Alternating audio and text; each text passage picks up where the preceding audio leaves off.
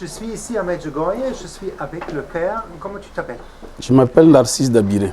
Et tu viens d'où, père? Je viens du Burkina. Et combien de fois as-tu été à Medjugorje? Je ne peux pas connaître le nombre de fois, mais je sais que je suis venu plusieurs fois en tout cas. Wow. Et pourquoi tu reviens toujours, père, à Medjugorje? J'ai une spiritualité mariale. Ouais. Donc, les lieux de la Vierge Marie, ça me plaît de les visiter et de voir comment cette spiritualité est vécue par les gens.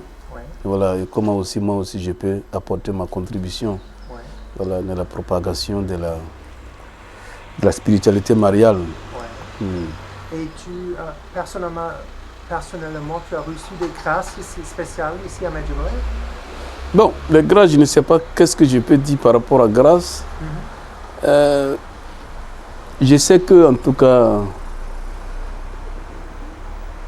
ouais, il y a beaucoup de choses que je vis en tout cas. Mais maintenant, je ne sais pas si on peut qualifier ça de grâce, de don, je ne sais pas trop.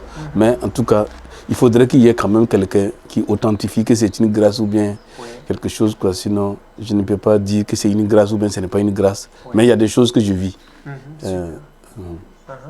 Et tu pries beaucoup le rosaire? Oui. Ouais. Tu peux expliquer la beauté de la prière du chapelet? Quelqu'un qui ne connaît pas le chapelet? Ça fait partie de... Enfin, comment on appelle ça? Comment je peux exprimer ça? Je pense que chacun de nous a une maman. Voilà. Et de façon générale,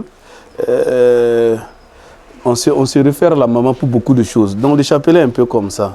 Voilà. Donc se référer à la maman pour aller à Dieu, je pense que c'est ça quoi, la démarche. Plus simplement, c'est ce que je peux dire. Donc la prière du rosaire, c'est comme si en fait, je vais aller vers Dieu, mais je ne passe pas ma maman. Ou bien je vais aller vers mon père, mais je ne passe pas ma maman. C'est ça que je peux dire. Wow, voilà. Super, père. Voilà. Super. Et tu sais, ici à Medjugorje, la confession, ça joue un grand rôle. Il y a quelqu'un qui écoute maintenant et dit, je veux me confesser, 20 ans, je ne l'ai pas fait. Qu'est-ce que le prêtre va dire de moi? Qu'est-ce que tu dirais à ces gens-là? La confession, ça fait partie des 7 sacrements. Et je pense qu'en fait, il ne faut pas avoir peur de la confession ou bien avoir peur de ce que un prêtre peut dire. Non, le prêtre en fait n'est pas là pour te juger.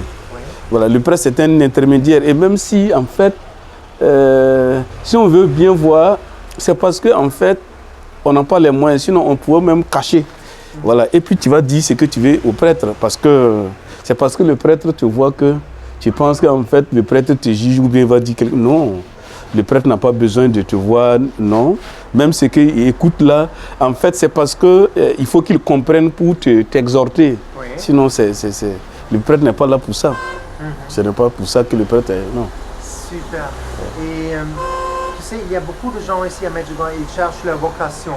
Comment ils peuvent trouver leur vocation? Il faut écouter, se mettre à l'école de l'écoute de la parole de Dieu et aussi de la prière. Parce que ce n'est pas seulement à Medjugorje qu'on peut trouver la vocation. Partout, on peut trouver la vocation. Mais il faut forcément qu'on se mette à l'écoute de Dieu. C'est fini. Voilà, c'est ça. Celui qui écoute Dieu, c'est après. OK. Et je vois que tu as une relation personnelle avec le Christ. Comment quelqu'un peut avoir cette écoute? Comment, si quelqu'un n'est pas chrétien, peut-être chrétien, pas catholique, comment ils peuvent avoir cette relation personnelle avec Dieu? Il y a beaucoup de signes de la révélation. Il y a beaucoup de moyens par lesquels Dieu passe pour se révéler à nous.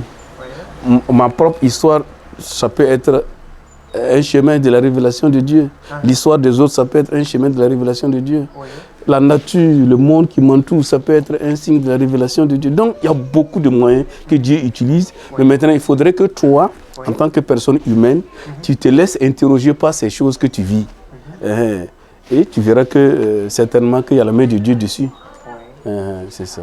Et pour toi, comment tu as trouvé ta vocation? Comment tu savais que tu dois être prêtre? Je ne peux pas savoir que je peux être prêtre. Non, ça, je ne peux pas dire que j'avais la conscience que je serais prêtre. J'ai essayé de cheminer.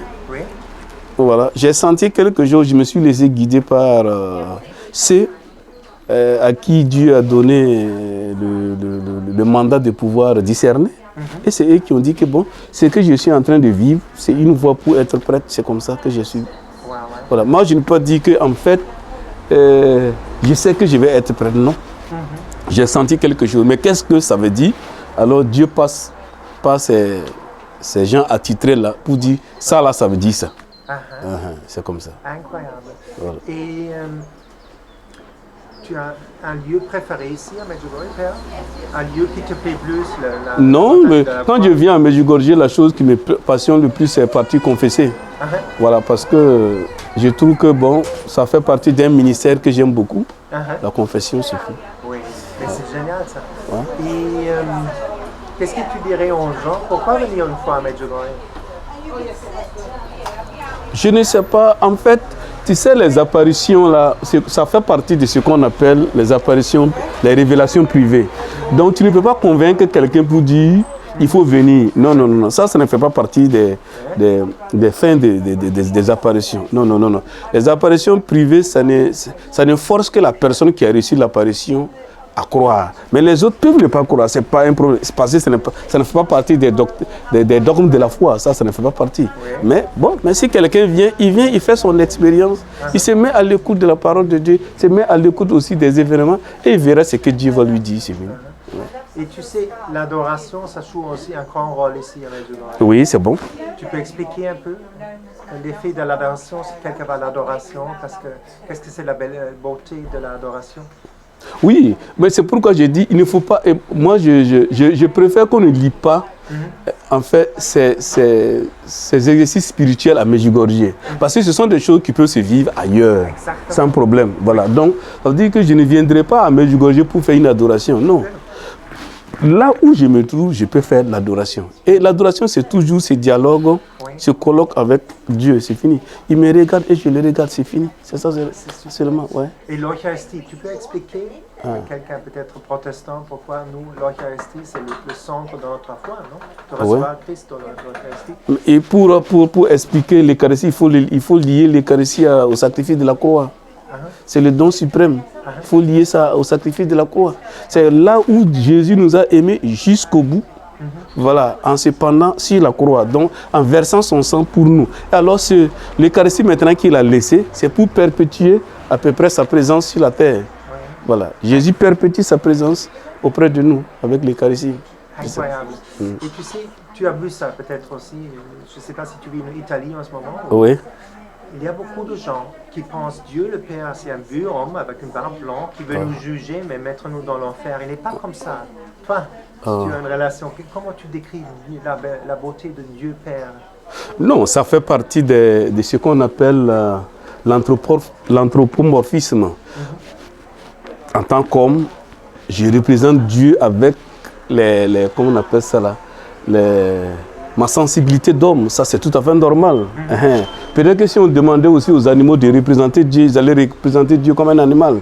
Ça dépend. Donc ça veut dire que l'anthropomorphisme n'est qu'un moyen, mais on ne doit pas s'arrêter à ce moyen-là. Si on s'arrête à ce moyen, on risque de matérialiser Dieu. Dieu n'est pas matériel, il est immatériel ça. Voilà. Voilà. Donc on ne peut pas matérialiser Dieu. Mais bon, mais maintenant, comme nous sommes limités, on a besoin des signes. Voilà, les signes ont de l'importance dans la vie humaine. Bon, c'est à cause de ça que les gens matérialisent, essaient de représenter Dieu. Sinon, Dieu dépasse nos imaginations. Oui. Voilà. Il est trop grand. Voilà, il dépasse nos imaginations. Ok, merci pour cette belle interview. Voilà, merci beaucoup.